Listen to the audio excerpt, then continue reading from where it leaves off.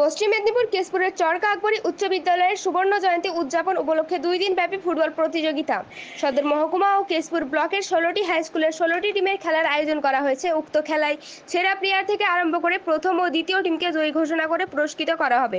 উক্ত খেলায় উপস্থিত ছিলেন 8 নম্বর আমরাগুচি গ্রাম পঞ্চায়েত প্রধান মরফিয়া বিবি, চরকা আকবরী উচ্চ বিদ্যালয়ের প্রধান শিক্ষক মোহাম্মদ আহমদুল্লাহ, স্কুলের সভাপতি সহ শিক্ষক শিক্ষিকাগণ।